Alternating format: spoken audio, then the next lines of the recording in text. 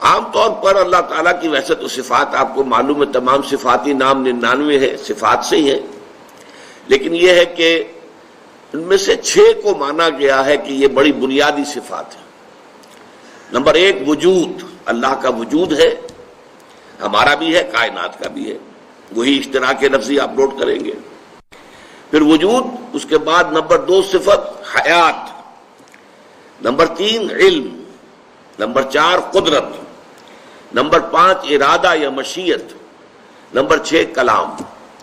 یہ اللہ تعالیٰ کی 6 بنیادی صفات ہیں۔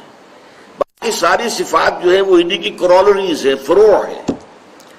جیسے اللہ علیم ہے، سمیع ہے، بصیر ہے، خبیر ہے، اب یہ ساری کیا ہے؟ اسی علیم ہی کی در حقیقت کیفیات ہیں، سننے والا، جاننے والا، دیکھنے والا اور باخبر، تو یہ سب علیم کے اندر آ گیا۔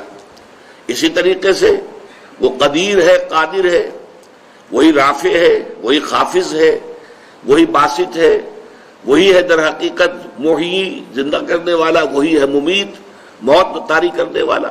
اس اعتبار سے تمام جو اس کی قدرت کے مختلف پہلو ہیں وہ آپ کو اسماء میں نظر آ جائیں گے۔